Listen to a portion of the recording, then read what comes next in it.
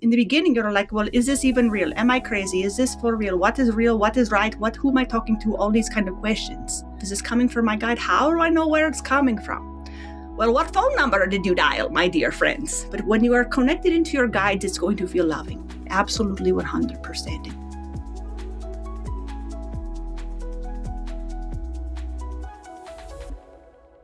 Welcome, friends. Ava Orah here for episode 3 of Spirit Guides Speak. This has been an amazing series so far. We've been diving into not only questions about spirit guides and our unseen team of helpers here, but it's also coming from not only myself's perspective as a channeler, but also from the ones that I'm channeling. So we bring in DiYeena of the Pleiadian Family here to bring in her wisdom around this topic as well. And so for this particular episode, we're really diving into this piece around self-trust and the questions that come up around it, because oftentimes it's really not even the piece around knowing, it's a piece around trusting what's coming through.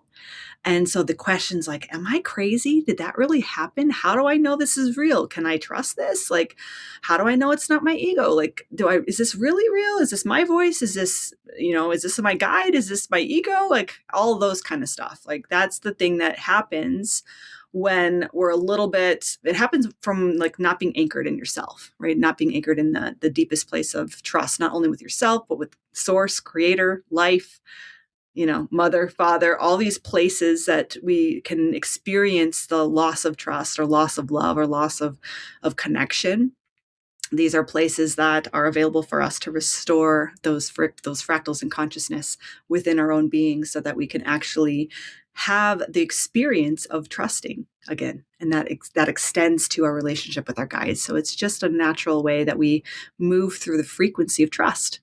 So from that perspective, I like to tell a little bit of stories, because why not be a storyteller here? Because I'm sure you guys are curious too. So I was raised in the Midwest with a Lutheran father Lutheran minister for a father. I don't know why I said my dad was a Lutheran minister. So, this was not topic of conversation at dinner. It was like Pleiadian this or that, and nor was it my interest. And I didn't even know about it when DiYeena first came through. So my own journey with channeling has been not only a soul remembrance for me, but a soul gift, an activation of a soul gift, recognizing that this is actually something I do in all my lives. That's on all my timelines. It's my soul gift. I love it. I love it so much. And it's not something I needed to go to channeling school for, because it is a soul gift. And so it is something that was more of a timing of activation when it was right and ready. And so when DiYeena first came through, there was that sense of, oh, I've done this before. Like that was the first feeling of like, whoa, this is not new for me. Even though I didn't know how to make sense of it in my mind, I didn't really have any understanding in the moment on a human level of like what just happened. There was something deeper in me that actually did know. And that was the place that I had to learn to trust again, to actually like root in and be like, yeah, I can trust that. But in the beginning, what did I do? I called up a channeler that I had known a decade and a half prior to DiYeena coming in, who had given me a reading before. It said, "Oh, you're so psychic. You're gonna do what I do one day." And she said it in a much more hilarious way, but that was the essence of the reading, right? And I remembered, oh, this woman said I was going to be a channeler. I better call her, because my Lutheran background was saying like, how do I know I'm channeling love? How do I know I'm not channeling the devil? How do I know this is good and pure? How do I is this okay? Like I had no clue like what was going on. I just for myself needed to make sure that what I was channeling was good and pure and right and holy and all the things, right? It's like my little girl is like, oh, please make sure that this is love, And so I go and I get this reading. And the woman, she channels your angels and your guides. So I'm connected to my angels and my guides, and I'm asking them. I told them the story of what's happening, and I'm like, how do I know this is love? And they just start laughing, and they're like, oh, my dear sweet child. They're like, you're of the angelic realm. Like you can't channel anything other than love. And basically explain to me how frequency vibes with vibe, how that all works, and how what you're bringing in is really a relationship and a circuitry of that which you're putting out, And so I like got the relief that, okay, this is okay. This is loving. This feels good. And it did. It felt amazing. Like having DiYeena in is like such an uplifting experience for me. It's always very like, I just feel like, as DiYeena puts it, it's just when, what did she say? She's like, when other people channel, sometimes they feel like they got to go eat a cheeseburger and take a nap. And she's like, well, when Ava channels, she feels like she can go do the day. And it's really true. And for those of you who are new, wondering what's going on, DiYeena of the Pleiadian Family, I actually, what you would call trance channeling. So I take a little bit of a back seat and she comes through and animates my form and whatnot. So it's a little bit of a different way of relating. And so, so I think the point being of this story, even though it's kind of a funny one, is like in the beginning, it's normal to have these types of questions. And really it's the remembrance that, yes, you can trust this. You can trust yourself. Because that's really all it is it's a relationship and a circuitry with yourself, the bigger aspects of yourself. So, I'm connecting into, the bigger, wider pieces of my own self, and so my higher self connection strengthened in that relationship. And I got to trust my own anchor point within my own heart and learn how to expand into my higher self frequency and get good at circulating that energy, so that I was really clear in that whole process of what it feels like to actually connect in a way that feels loving and feels uplifting and feels inspiring and feels expansive, so that's a good kind of tip too, is when you're working with it on your own, does it feel loving? Does it feel expansive? Does it feel accurate, true? Like not true in a like global sense, but true for you. Does it feel right in a right sense for you? Does it feel clarifying? Because oftentimes messages that are meant for us, they bring us sort of clarity to your situation, to your question, to the perspective that you're seeking. And so those are all pieces that are important to really think about when you're asking these types of questions. Is like there's going to be these kind of fundamental pieces in place, no matter what is circulating. And when you're working with your higher self or your guides, it's gonna feel loving. That's the agreement.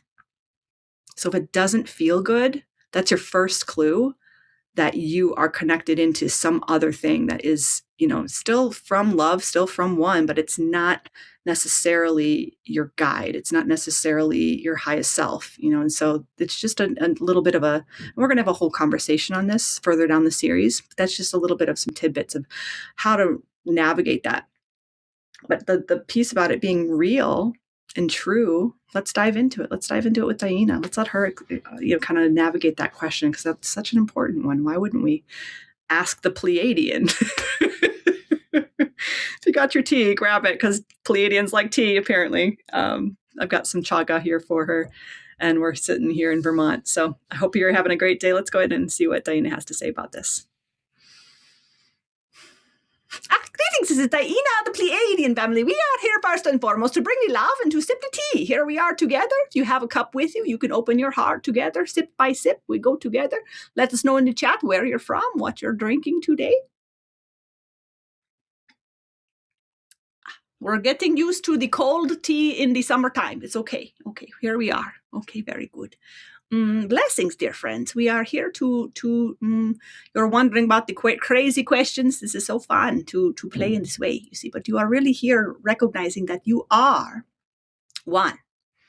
And so whatever the experience that comes from the one is valid. This is important. You see, well, can I trust it? And do I know what is real and what is not real? And how do I perceive? Is this ego? Is this coming from higher self? Is this coming from my guide? How do I know where it's coming from? Well, what phone number did you dial, my dear friends? First of all, you see, joking a little bit here, but not really, because are you tuning in from your heart? This is the first step. If you're anchored in your heart, and then you're starting with just getting good with connecting into your higher self. Start there. Start with third dimension into your heart, fourth dimension, and go up to 13th, and just get good at building that circuitry. Because once you are in the beginning, you're like, well, is this even real? Am I crazy? Is this for real? What is real? What is right? Who am I talking to? All these kind of questions. But at the same time, when you clarify it out, it's just because you don't have the experience of knowing, because you haven't seen it to believe it, so to speak, or you haven't had the experiential knowing. So it's easy to question it. It's easy to be in the mind about it. But once you have the experience, you cannot question it anymore. You don't question it. It simply is. It's simply your truth, because you have experienced it. So in the beginning, when you're just starting to experience it, if you're noticing these types of thoughts, am I crazy? Is this real? Is this true? Is this pure? Notice where they're coming from. Notice where they are alive. A lot of times they're not even your thoughts. And sometimes they're even living in the DNA and they're not even yours. They're from your lineage and waiting along for you to just say, would you like to go dance another dance somewhere else and clear it out of your lineage, you see? So sometimes they're there for those kinds of reasons. So pay attention to that. Good little tip, you see. But pay attention to the circuitry of your own higher self. And then from there you can play. But when you are connected into your guides, it's going to feel loving. Absolutely 100%. And you can begin to get into those circuitries one by one, expanding and really setting the strong intention, you see. But how do you know it's real is really a question of perspective, because anything is real. Everything is real.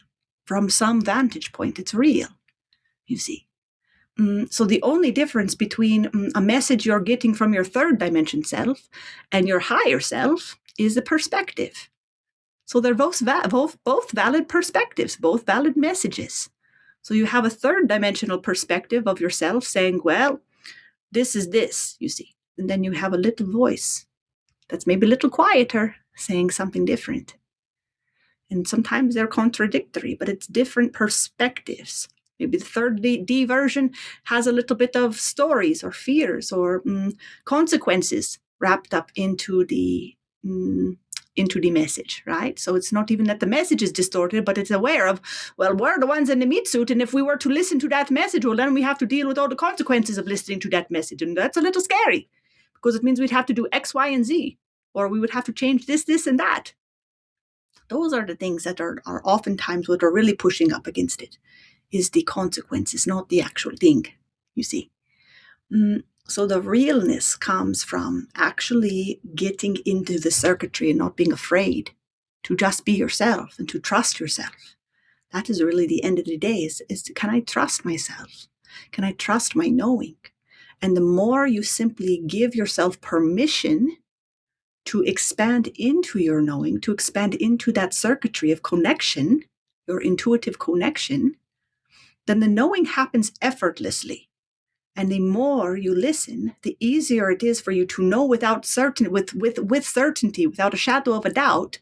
You know, oh, I'm this is my higher self, because you know the energy, you know the connection. You've been doing it for a long time, and now you know, oh, this is me, this is my higher self.